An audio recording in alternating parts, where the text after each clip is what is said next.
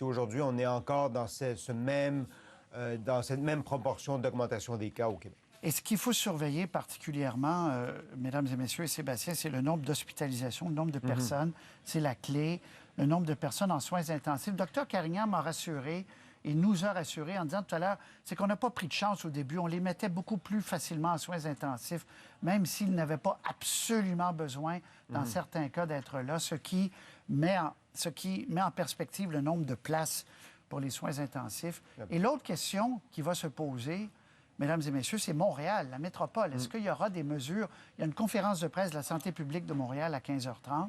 Est-ce qu'on ne sera pas obligé de donner un tour de vis supplémentaire pour la grande région métropolitaine?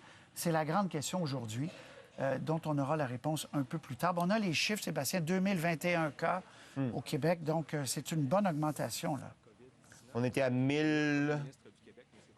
Plus, enfin, oui, c'est une bonne augmentation, de 300 quelques, je pense, aujourd'hui.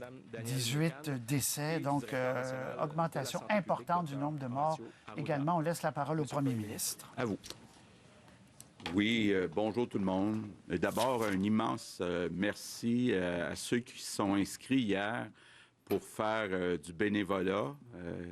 Les Québécois sont tellement généreux que, comme je m'y attendais un peu, ça a fait sauter le portail parce qu'il y avait trop de gens qui voulaient être bénévoles. Mais là, on me dit que le portail est remis en place. Et puis déjà, on a 12 000 personnes là, qui ont été appareillées avec des organismes. Donc, merci beaucoup à tous les Québécois, là. Les Québécois sont généreux et on peut être fiers de cette réponse-là. Bon, maintenant... je vous l'avais dit au cours des derniers jours, on s'attendait à arriver dans une nouvelle étape plus critique. Vous allez le voir, les résultats le montrent aujourd'hui. Donc, aujourd'hui, on a 10 décès de plus. Donc, on est à 18 décès. Évidemment, je veux, au nom des Québécois, offrir mes sincères sympathies, condoléances aux familles, aux proches. Je sais que c'est dur. Moi-même, quand je l'ai appris ce matin, 10 décès juste dans une journée, c'est dur. Puis on avait beau m'avoir averti depuis quelques jours qu'on en viendrait là. Mais il faut continuer d'avancer puis d'essayer de justement limiter le nombre de décès pour la suite des choses. Concernant les autres chiffres... on a 2021 cas confirmés. C'est une augmentation de 392. On a 141 personnes hospitalisées. C'est une augmentation de 35. On a 50 personnes aux soins intensifs. C'est une augmentation de 7. Du côté du nombre de tests, on a augmenté le nombre de tests, mais on est en train de valider le nombre de tests qui étaient faits dans certaines régions. Donc, on va vous revenir demain avec des chiffres à jour, mais bon, comme vous pouvez le voir, là, on a quand même augmenté le nombre de tests, puisqu'on a plus de cas positifs. Peut-être un mot, là, parce que, évidemment, quand on regarde les chiffres, on voit qu'on a plus de personnes infectées que dans les autres provinces. L'explication de la santé publique, c'est de dire, notre congé scolaire au Québec est tombé au plus mauvais moment. Donc, juste avant qu'on dise aux gens d'arrêter de voyager, nous, on a eu beaucoup de monde qui ont voyagé juste avant, là, à la dernière minute. Donc, ça affecte nos signes, nos résultats, pardon.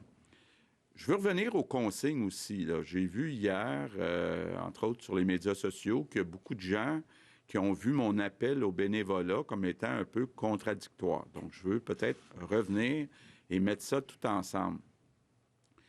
D'abord, je demande aux Québécois, le Québec est sur pause, il faut autant que possible qu'on reste tous à la maison, sauf pour donner ou pour recevoir des services essentiels. Donc, tout le monde à la maison, sauf pour aller chercher des services essentiels ou pour en donner. Donc, c'est sûr que les gens doivent sortir pour aller à l'épicerie, se chercher quelque chose à manger. c'est sûr aussi qu'on a besoin d'avoir des personnes qui donnent les services essentiels. Puis quand on parle de, par exemple, aider les personnes de 70 ans et plus à aller, pour eux autres, chercher à manger, bien, ça prend des bénévoles. Quand on parle d'avoir des banques alimentaires pour donner de la nourriture à ceux qui en ont besoin, mais ça prend des bénévoles. Donc, le bénévolat, on ne parle pas de bénévolat social, là, de façon générale, on parle de bénévolat pour donner des services essentiels comme de nourrir tout le monde. Donc, on reste à la maison, sauf si on va chercher des services essentiels ou on donne des services essentiels. Bon, maintenant, les marches, les fameuses marches, là. Je vois qu'il fait plus beau qu'un peu plus tôt ce matin, en tout cas à Québec. C'est important d'aller prendre des marches. Donc, vous pouvez aller prendre des marches, mais si vous allez prendre des marches, vous faites attention de rester à 2 mètres des autres personnes. Si vous êtes infecté par le virus, si vous avez des symptômes du virus, vous n'allez pas prendre de marche. Bon. Maintenant, il y a toute la question des voyageurs. Il faut comprendre, les gens qui reviennent, qui sont revenus d'un dernier jour, vous êtes beaucoup plus à risque que la moyenne des Québécois d'avoir le virus, donc de le donner. Donc, idéalement, vous restez à la maison. Si vous voulez absolument aller prendre une marche, je parle des gens qui viennent de voyager, bien, c'est encore plus important pour vous autres de rester à 2 mètres parce que vous êtes à risque d'avoir le virus. Donc, évidemment, on ne veut pas le donner aux autres. Bon, une consigne qui devient importante, là, puis je vous avais promis de vous dire tout le temps toute la vérité, puis de prévenir. Quand on parle de la circulation entre les régions, quand on regarde les chiffres actuellement, il y a 2 régions qui sont plus affectées que les autres, Montréal et l'Estrie. Donc, ça veut dire 2 choses. Ça veut dire les gens qui sont à Montréal, puis les gens qui sont en Estrie, c'est encore plus important de rester à la maison autant que possible. Puis ça veut dire aussi tous les Québécois qui ne sont pas à Montréal puis en Estrie, bien, faites pas exprès pour aller à Montréal ou en Estrie. Allez-y seulement si c'est absolument nécessaire, parce qu'il y a, toute proportion gardée, beaucoup plus d'infections à Montréal et en Estrie. On n'est pas à l'étape de fermer ces régions-là, mais faisons pas exprès pour aller à Montréal ou aller en Estrie. Bon, maintenant, une autre question que vous m'avez posée hier, puis j'ai pu y penser cette nuit. Les gens qui continuent de travailler puis qui gagnent moins de 2 000 $ par mois. Bon.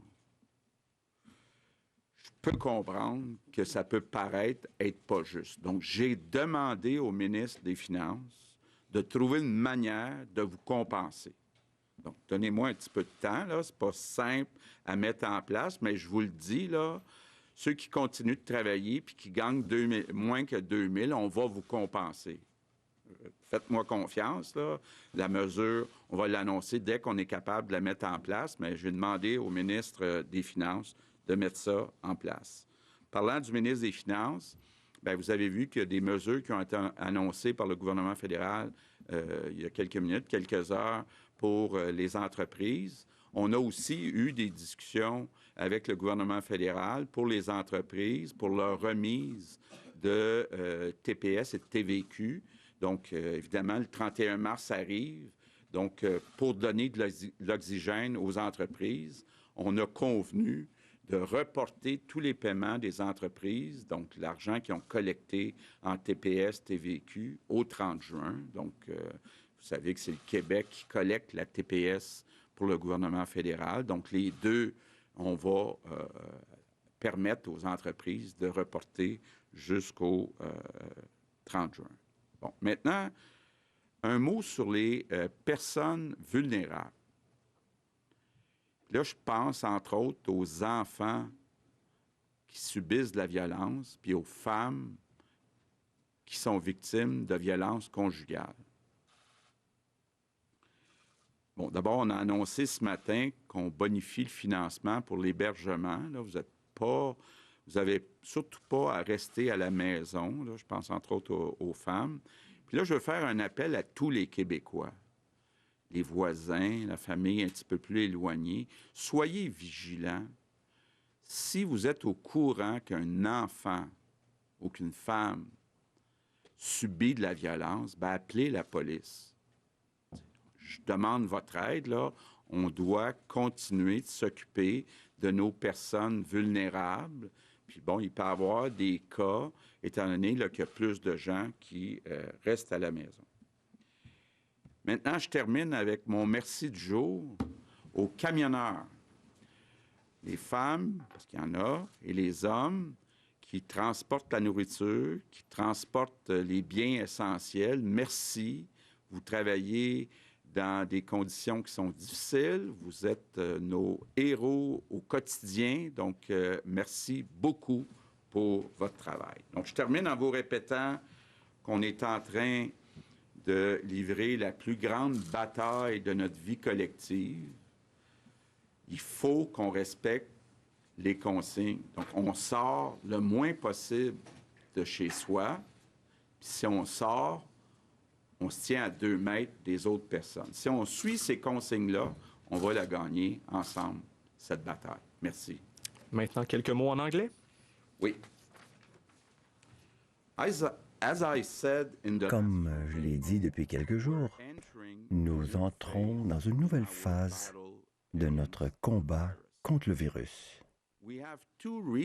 Nous avons 2 régions qui sont particulièrement touchées, Montréal et l'Estrie.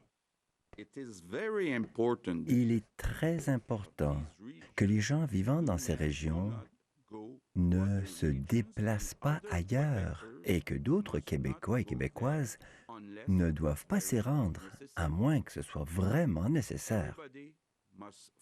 Chacun, chacune doivent suivre les directives publiques. C'est ainsi que nous allons vaincre ce virus. Il en revient à nous, tous et toutes ensemble. Je vous remercie. Maintenant, pour la période des questions des journalistes, nous allons débuter aujourd'hui avec Marco Bélair-Sirino, Le Devoir. Oui, bonjour à tous. Vous n'êtes pas à l'étape, M. Legault, de fermer Montréal ou encore l'Estrie, mais qu'est-ce qui est fait sur le terrain dans les secteurs où la COVID-19 frappe plus qu'ailleurs pour freiner sa progression? Il faut comprendre que les directions de santé publique sont à monitorer la situation d'heure en heure. Entre ce qu'on dit ce matin et ce qui peut arriver dans le courant de la journée peut dépendre de l'arrivée de nouveaux cas qu'on va avoir seulement au chiffre de 21 heures. Et c'est toujours le même principe, mais je pense qu'actuellement, là, le message que dit notre premier ministre est important parce qu'on soit ou non dans une région à risque, on pourrait le devenir. Okay?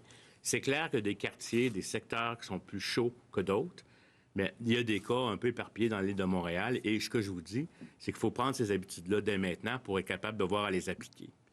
Advenant une situation différente, premièrement, il faut comprendre qu'on a essayé de convaincre beaucoup les gens de le faire, mais s'il y a des gens qui ne s'y soumettent pas et qui exposent d'autres personnes en termes de vie, bien là, à ce moment-là, les mesures peuvent être resserrées, soit au niveau local, peut-être une plus grande présence des fois des gens de l'ordre ou de gens qui vont le faire. On n'est pas dans une perspective de délation, là. On n'est pas là-dedans, mais c'est sûr qu'on va s'assurer que les gens qui n'ont pas compris finissent par comprendre, parce que c'est important, ça y va de leur propre santé et de la santé des autres. Je vous l'ai dit, on est dans une situation ici où le risque à la santé communautaire est important, donc on peut essayer de dire aux gens de primer leur vie. On est dans une pause comme telle. Donc, c'est ça qui est fait.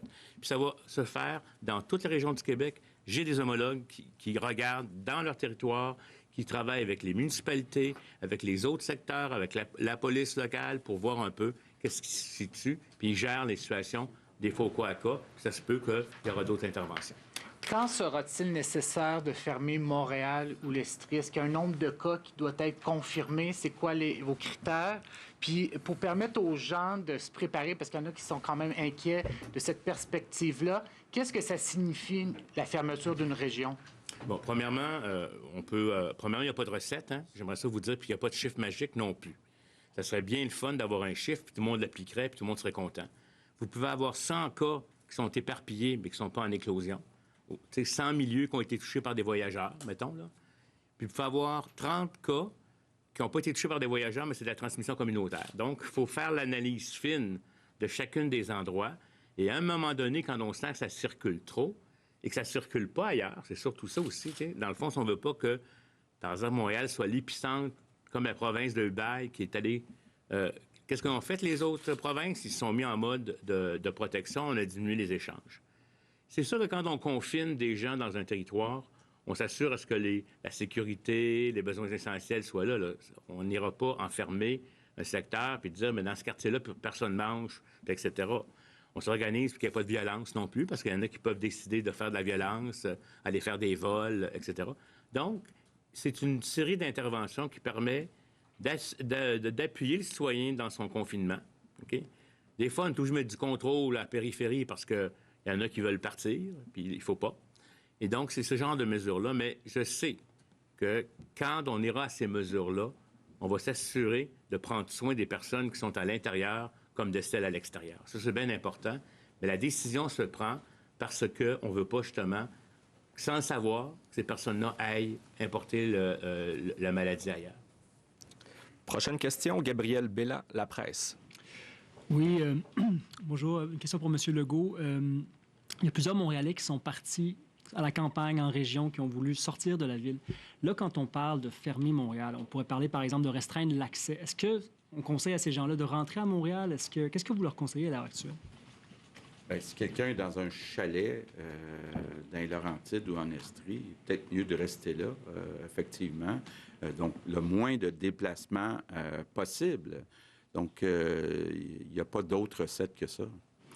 Et vous avez dit tout à l'heure que la semaine de relâche au Québec était tombée à un mauvais moment, que ça expliquait peut-être le nombre important de cas. Mais le 12 mars, quand vous avez annoncé la consigne de confinement pour les gens qui revenaient de voyage, est-ce qu'en rétrospective, on n'aurait pas dû la rendre rétroactive, qu'elle s'applique aux gens qui revenaient de voyage lors de la semaine de relâche? Bon, c'est toujours facile, comme on dit, le lundi matin, d'analyser la game du dimanche, là. Mais évidemment, on a mis des consignes graduellement en voyant l'évolution des cas. Je pense qu'à l'époque, on ne pouvait pas choisir autrement que ce qu'on a choisi de faire. Maintenant avec André Martin, TVA. Oui, bonjour, Monsieur le Premier ministre. J'aimerais avoir des précisions sur la situation à Montréal. Nous avons plusieurs informations à l'effet qu'on a présentement des foyers d'éclosion à Côte-Saint-Luc, à La Salle, dans Parc Extension, dans Côte-des-Neiges également. Donc, où sont les foyers d'éclosion? Et dans vos scénarios de bouclement, là, du moins contraignant au plus contraignant, c'est quoi votre plan? Écoutez, les zones que vous parlez là sont chaudes. Effectivement, elles sont chaudes. La Direction de santé publique de Montréal, il faut comprendre que plus on va évoluer dans le temps, plus les directeurs de santé publique, c'est eux qui vont avoir le portrait précis dans le détail. OK? Moi, j'ai des inputs et des informations. Et les directeurs de santé publique, en lignée avec nos orientations, vont prendre des décisions qui vont être variables d'un territoire à l'autre. Prenons un exemple. Il y a sûrement des décisions qui vont être prises à Montréal et en Estrie plutôt que dans d'autres villes. Puis il faut regarder l'effet que ça a sur le maintien de la paix sociale, etc., etc. Il pourrait y avoir des sous-quartiers de Montréal, par exemple, qui auraient certaines consignes de données antérieurement, mais on est dans des hypothèses. Mais prenons un exemple, on n'a qu'à regarder ce qui est proposé dans la littérature. Il y a même eu des endroits où il y a eu des contrôles au pont. Je vais vous donner un exemple extrême, là. On n'en est pas là actuellement au Québec, mais si ça l'avait à venir, je vous dis juste que ce qui a été fait dans certains pays, ils ont mis des contrôles au pont pour s'assurer que les gens qui traversaient d'une place à l'autre, c'était vraiment du travail essentiel. Je vous donne cet exemple-là. Je ne suis pas en train de vous dire que ce qui va être discuté maintenant. On peut être en plus grand contrôle des déplacements d'un secteur à un autre à l'intérieur de Montréal pour vérifier si les gens vont pour leur travail essentiel ou pas, ou s'ils veulent aller ailleurs pour des questions de villégiature. Comprenez-vous? C'est ce genre d'intervention qui peut être faite et s'assurer aussi, ne serait-ce que de la compliance de la population aux mesures qu'on a mises en place. Si on voit dans des zones chaudes des rassemblements d'individus ou des gens qui marchent mais qui viennent se donner un rendez-vous dans un parc, ça pourrait être quelque chose qui est interdit. Et donc, de la recommandation dans un secteur particulier ou de la suggestion très, très forte, je pense que le PM a été assez clair, mais on pourrait devenir, pour des personnes qui n'acceptent pas de le faire, avoir une approche que j'appellerais de contraindre. Et ce n'est pas notre stratégie initiale au Québec, parce qu'on a un peuple qui habituellement, les gens acceptent, mais il y a des exceptions. Puis on n'est pas non plus la Chine, où on met une armée autour des maisons pour être en mesure de le faire. Sous question? Bien justement, c'est parce que vous nous avez habitués depuis le début de la crise. Disons, ici, en point de presse, vous nous disiez que vous interrogiez sur des enjeux et le lendemain, il y avait vraiment des annonces concrètes qui étaient faites. Je pense notamment à la prolongation de l'absence à l'école, la fermeture des écoles, l'interdiction pour les aînés de sortir sans supervision. Alors, toujours en lien avec un possible confinement à Montréal, parce que vous en avez parlé hier, 24 heures plus tard, vous en êtes où, Monsieur le Premier ministre, dans votre réflexion? Il n'y a rien de décidé pour demain ou après-demain. Donc, on regarde à chaque matin la situation, puis on prend les décisions qui s'appliquent, mais autant pour les décisions qui ont été prises dans le passé que pour les décisions dans le futur, on les prend le matin, puis c'est jamais noir ou blanc. La seule chose dont je suis fier, c'est quand on regarde en Amérique du Nord, on a été les premiers à mettre des mesures plus sévères de confinement. Donc, je suis très content qu'on ait été les plus sévères. Maintenant, est-ce qu'on va être encore plus sévère dans les prochains jours? C'est possible, mais on n'est pas là. Alex Boissonneau, Radio-Canada. Bien, dans ce contexte-là, justement, si vous n'êtes pas prêt, bonjour d'abord, si vous n'êtes pas prêt à imposer un confinement régional comme ça, est-ce que les régions, elles, auraient le pouvoir d'agir pour se protéger? On pense à la Côte-Nord, qui a 6 cas, par exemple. Est-ce qu'eux pourraient décider de restreindre l'accès? Et dans ce contexte-là, à Montréal, par exemple, où il y a une situation particulière, qu'est-ce qu'on fait avec les hôpitaux désignés? Il y en a 4 maintenant. Est-ce qu'on prend des mesures dans ces hôpitaux-là, compte tenu de la situation montréalaise? On prend toutes les mesures. Puis, je vous le dis, il y a une analyse par les directeurs de santé publique. Je vais vous donner un exemple. Quand il y a une hémorragie, les chirurgiens, là, ils ne vont pas nécessairement tout de suite amputer ou couper ou rentrer. Ils vont essayer de contrôler les éléments. Puis à un moment donné, il y a un momentum que ça devient le moment pour aller à la salle d'op. C'est la même affaire pour nous comme tel. Puis je peux vous le dire, les gens, là, actuellement, là, il y a peut-être des cas qui s'ajoutent à Montréal. Il y a peut-être des analyses qui sont faites par rapport au comportement des individus dans ces zones-là. Puis ils pourraient, effectivement, ils ont des pouvoirs. Les Verts ont des pouvoirs en lien avec la loi sur la sécurité civile, mais on utilise absolument la loi de santé et sécurité civile quand on est dans un élément de chaos ou je dirais, là, ou de vraiment de dépassement de capacité. Là, on est dans un système de santé qui travaille avec ses partenaires. Puis je pense que, comme je vous le dis, là, à chaque moment, il y aura des choses. Moi, là, je vous l'ai dit, que je vous dis, c'est à ce moment-ci, à cette heure-ci. Est-ce qu'à ce soir, à 21h, il va y avoir un changement? Et si c'est très urgent, on va le faire, on aura un point de presse, on fera des communiqués, là, on vous le dira. Mais actuellement, là, ce que je veux vous dire, c'est que ce que je vous dis, oui, les municipalités ont des pouvoirs. De plus en plus, puis je l'ai dit l'autre fois, c'est les directeurs de santé publique qui vont adapter à qui on fait des tests sur leur territoire en fonction de leur épidémiologie, parce que c'est une façon intelligente. Ici, one size fits all, là, c'est pas du tout ça. C'est véritablement une analyse intelligente, mais c'est sûr qu'on travaille ça en coordination.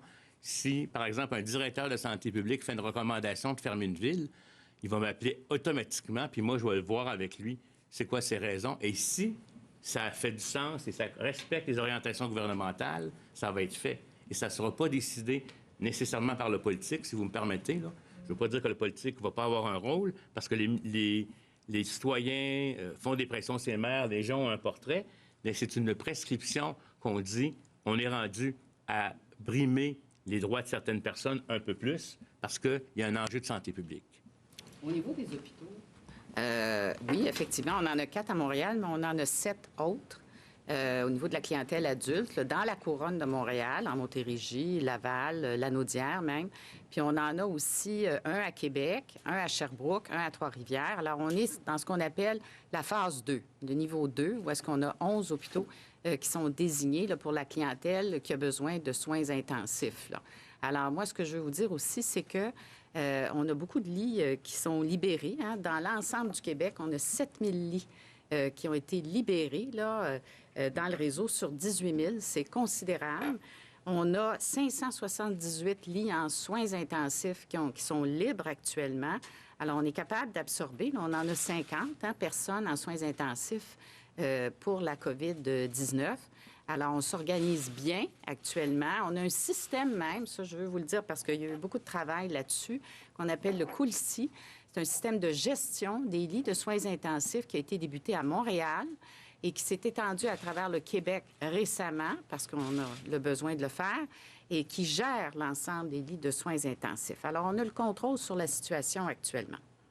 Sous question? Oui, bien, dans ce contexte-là, est-ce que c'est dire, donc, qu'une ville comme Montréal pourrait déclarer l'état d'urgence sanitaire et pourrait, là, avec la Direction régionale de santé publique, ordonner un confinement localisé, par exemple, soit par quartier ou soit pour l'ensemble de la région? Oui, sur différentes lois, la loi de santé publique puis la loi de la sécurité civile, mais il pourrait aussi me demander que ce soit moi qui l'ordonne. Comprenez-vous? Là? Puis moi, je m'entends avec mon directeur de santé publique régionale. Il me donne les faits cliniques, etc. Puis là, s'il faut, le municipal appelle le municipal pour voir c'est quoi les enjeux d'opérationnalisation. Il faut avoir une raison pour déclarer les mesures d'urgence. Il faut que ça nous donne des pouvoirs ou des moyens qu'on n'a pas autrement. Et c'est là qu'il y a une discussion qui se fait. Il n'y a pas de recette, il n'y a pas un seuil. Chaque situation est organisée, mais je pense que vous comprendrez que dans les premiers cas qu'il va y avoir au Québec, je ne pense pas qu'un directeur va le faire sans me parler. Et je pense que ça va être une décision qui va probablement, tout dépendamment, venir du central. Prenons par exemple qu'un directeur n'agirait pas assez vite. Moi, je le prendrais la décision. Si un directeur agirait plus vite, là, il a le pouvoir sur son territoire, mais il y a une analyse qui est faite. Juste vous dire, en toute transparence, effectivement, on a des discussions actuellement avec la Ville de Montréal pour regarder les avantages, les désavantages de déclarer l'état d'urgence sanitaire. Donc, on a des discussions. Question maintenant pour Louis Lacroix, Cogeco Nouvelles. Bonjour, Monsieur le Premier ministre, Madame McCann, Monsieur Arruda.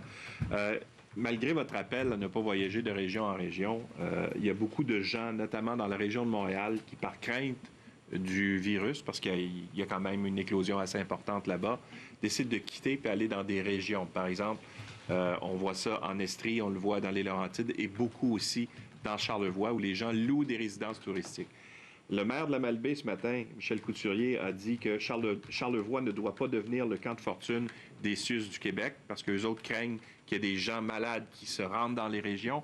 Et le directeur de l'ATR, de l'Association touristique régionale de Charlevoix, demande des directives claires sur les résidences touristiques. Est-ce que vous avez l'intention d'interdire la location de résidences touristiques pour éviter le déplacement de gens?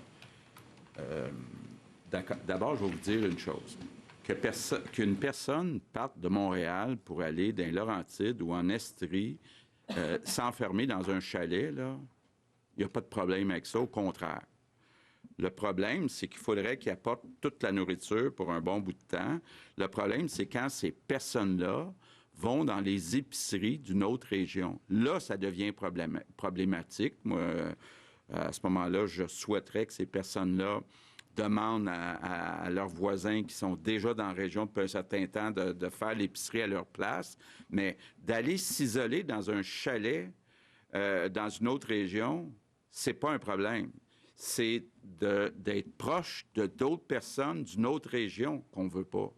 Donc, l'épicerie, là, vous faites faire votre épicerie par quelqu'un d'autre si vous tenez à faire ça. Deuxième question. Est-ce que vous pourriez devancer les vacances de la construction? Il y a beaucoup et émettre les chèques, c'est-à-dire qu'il y a beaucoup de travailleurs qui me soumettent.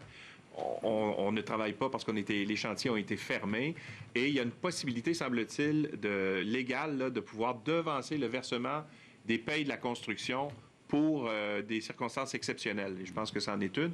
Alors, eux demandent, est-ce que ce ne serait pas possible d'avoir l'argent maintenant plutôt qu'en juillet? Bien, écoutez, on va d'abord passer au travail les 3 semaines. Là. Les 2 semaines de la construction, c'est à la fin juillet. Donc, on va regarder si on se rend jusque-là, puis qu'est-ce qui est le mieux financièrement pour eux autres, pour l'économie, etc. Mais actuellement, là, c'est pas envisagé à court terme pendant les 3 semaines là, de pause qu'on fait. Patrick Belrose, le Journal de Québec.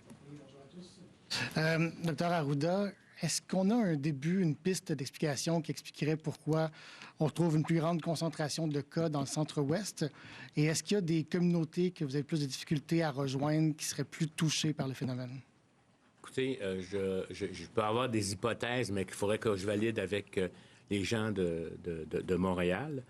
C'est sûr que si on regarde, si vous me permettez, les éléments qui peuvent expliquer une plus grande circulation, c'est associé à un plus grand, j'appelle ça le bombardement de virus qui peut arriver par les personnes. Donc, on l'a vécu la semaine de relâche avec différents endroits. Mais il faut dire que là, actuellement, avec les quarantaines qui sont mises en place, là, quand on parlait tantôt de revenir en rétrospective du 12 mars au 9 mars, ça a été beaucoup plus, à mon avis, le fait que les vols continuent à circuler qui a été l'effet majeur et non pas le retour, parce qu'à cette époque-là, il y avait moins de circulation ailleurs, etc. Donc, ce que je veux vous dire, dans le fond, c'est probablement associé à des voyages, à des corridors de voyages qui peuvent exister entre certaines communautés, entre certaines villes, notamment New York, puis des villes au Québec. Là. Mais il est trop tôt pour moi de le dire de façon précise, en tout cas pas dans l'analyse que moi je peux faire au niveau central. C'est le genre de choses que les directions de santé publique vont regarder, comme ils font, par exemple.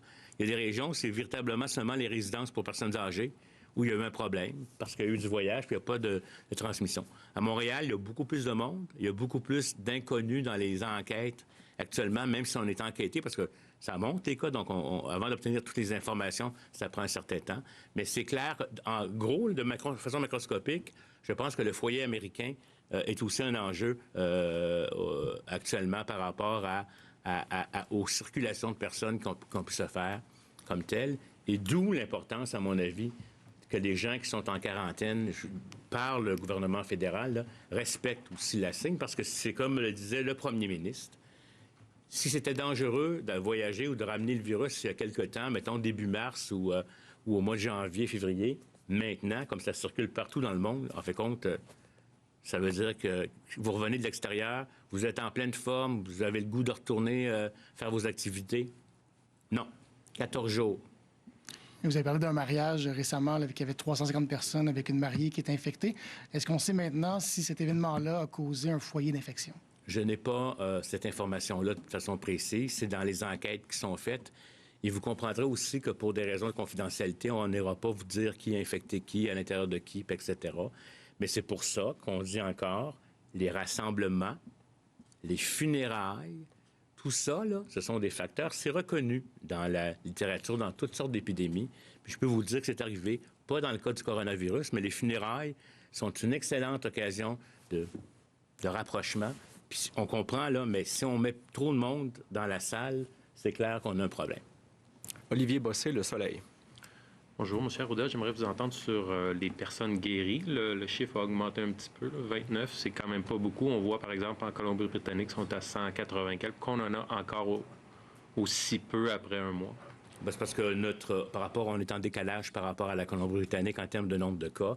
Il y en a sûrement beaucoup plus qui sont guéris, mais on n'a pas encore reçu la donnée au niveau central, parce qu'il y avait eu aussi, si vous me permettez, une consigne que ça prenait 2 tests négatifs pour avoir la guérison. Maintenant, on a eu des données cliniques à travers les études ailleurs qui démontrent que c'est pas nécessaire d'avoir 2 tests négatifs. Donc, on va probablement avoir au cours des prochains jours une augmentation importante qui relie au changement de structure, etc. Là. Je ne pense pas que nos patients sont plus malades qu'ailleurs. Il faut voir aussi, si vous comparez les soins intensifs, il faut comprendre que dans d'autres pays, les soins intensifs, nous, on a vidé nos soins intensifs.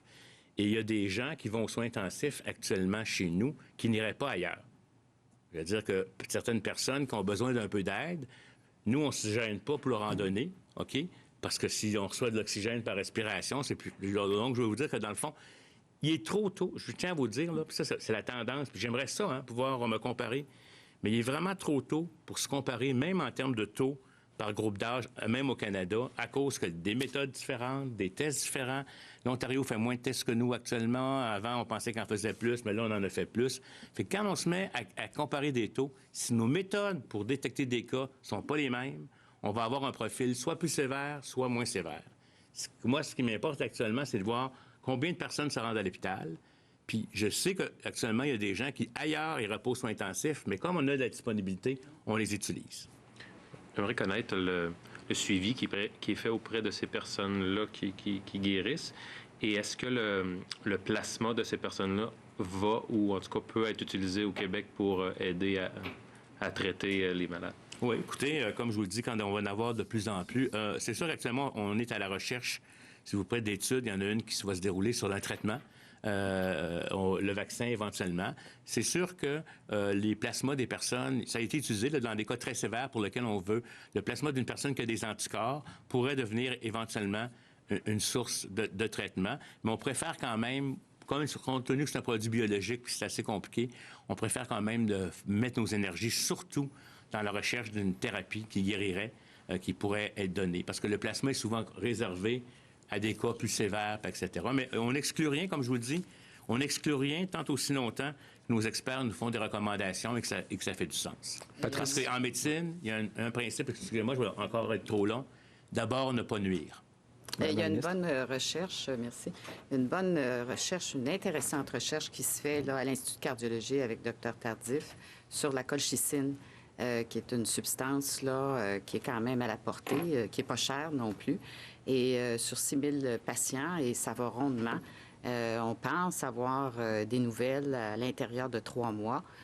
Donc, cette recherche-là, on la suit de très près, mais il y en a d'autres aussi, évidemment, à travers le monde. D'ailleurs, celle-là a suscité beaucoup, beaucoup d'intérêt à travers le monde.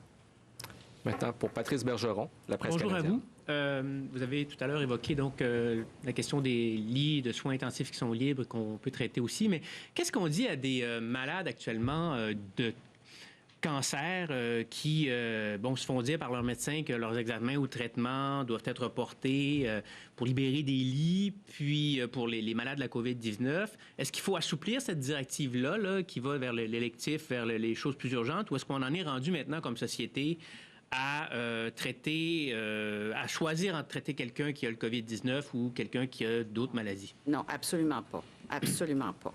Alors, il y a des orientations très, très claires, cliniques, qui ont été bâtis par un comité scientifique qui réunissait notamment des représentants même de la FMSQ et des chercheurs, le ministère, vraiment un ensemble de personnes très fiables.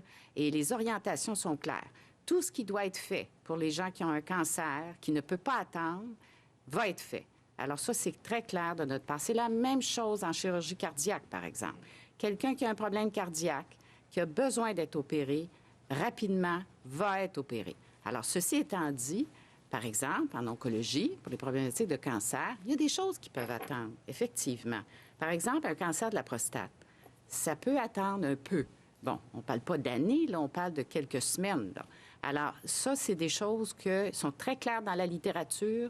Il y a des choses qui peuvent attendre. Mais tout ce qui est prioritaire, urgent, qui doit être fait, qui est pressant, cliniquement, va être fait.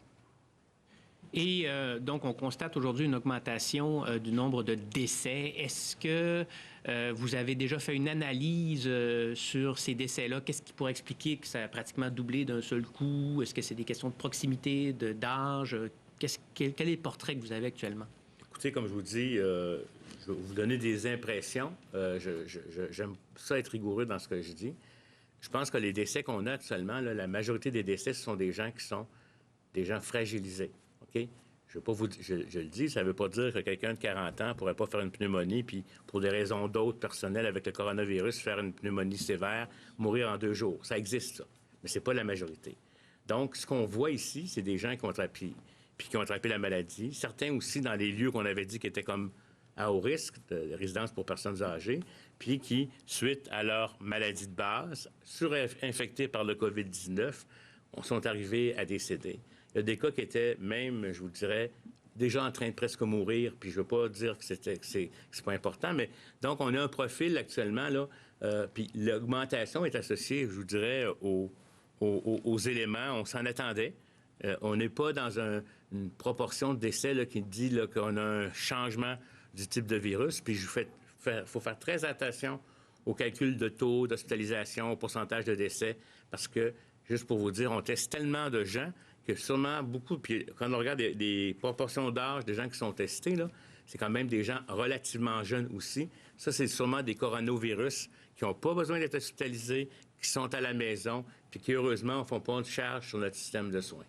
Mais c'est normal qu'on ait des cas. Puis pour pouvoir faire un bon portrait, ça prend un minimum. Écoutez, on est 8 millions au Québec, 18 ou une vingtaine de décès sur toute cette population-là. Là. Vous vous rendez compte qu'on n'a pas là la quantité de données pour être capable de faire un profil démographique là-dessus. Mais c'est des choses qui vont se faire à mesure et qui vont se faire aussi selon les territoires quand il y a assez de chiffres. Merci. So time to switch in English with Cathy Sonnet from CBC. Good afternoon. Bonjour. Monsieur Legault, vous avez dit que vous discutiez avec la Ville de Montréal.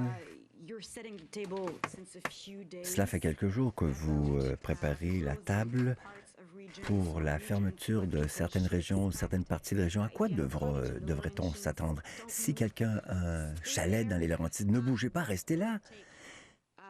Que cela prendra-t-il pour franchir le seuil de non-retour? Et comment le faire appliquer, au fond? Réponse. Les discussions avec la Ville de Montréal n'abordent pas uniquement ou n'abordent pas particulièrement la fermeture de la Ville de Montréal, mais on aborde les avantages de l'urgence d'agir du point de vue de Montréal. Quels sont les avantages, les désavantages d'une telle décision? Donc, on n'est pas en train de parler de fermer la ville. Maintenant, quant à cette possibilité, nous allons en discuter, mais il n'y a pas de plan sur la table, certainement pas à court terme, visant à fermer l'île de Montréal. Mais quand nous évaluons les faits à notre réunion matinale et quotidienne, nous voyons comment cela évolue. Moi, ce que je demande aux gens qui vivent à Montréal et qui vivent en Estrie, de rester dans leur région. Et je demande aux gens des autres régions de ne pas s'y rendre. Ne vous rendez pas à Montréal ni en Estrie, parce que ces deux régions sont davantage affectées, ont un plus grand nombre de personnes infectées qui se promènent. Alors, les risques sont plus élevés dans ces deux régions. Il est donc important de ne pas vous déplacer pour ne pas augmenter les chances de transmission, et c'est surtout pour ces deux régions-là. Question. Madame McCann, nous avons maintenant 18 personnes décédées du virus. À quel moment de la pandémie sommes-nous maintenant? Et qu'est-ce que cela a comme conséquence pour les hôpitaux désignés et leur personnel? Réponse. C'est la phase 2 et c'est plus en lien avec la demande sur les lits. Donc, nous avions 4 hôpitaux qui étaient désignés. Maintenant, les hôpitaux sont au nombre de 11 sont à Montréal et autour de Montréal, un à Trois-Rivières, un à Québec et l'autre est à Sherbrooke. Donc, on est dans la deuxième phase, puisque nous avons une plus grande demande. Il y a 4 phases en tout dans le plan. C'est fondé sur la demande pour lits et les lits en soins intensifs. Et comme je le disais en français auparavant, nous avons un bon système de gestion de toutes les unités de soins intensifs, donc de tous les lits en soins intensifs. Nous avons donc 574 lits aux soins intensifs qui sont libres sur un total de 1000. Donc ça, c'est assez positif comme préparatif. Et pour ce qui est de lits en milieu hospitalier, on a à peu près 7000 sur un total de 18 000 qui sont libres. Donc ça, c'est très aidant parce que nous pourrons hospitaliser des gens qui en ont besoin. La ministre McCann qui vient, mesdames et messieurs, de rassurer les Québécois en disant, si on regarde le nombre de lits disponibles, là, on en a jusqu'à 7 000. Alors, on est très, très, très loin.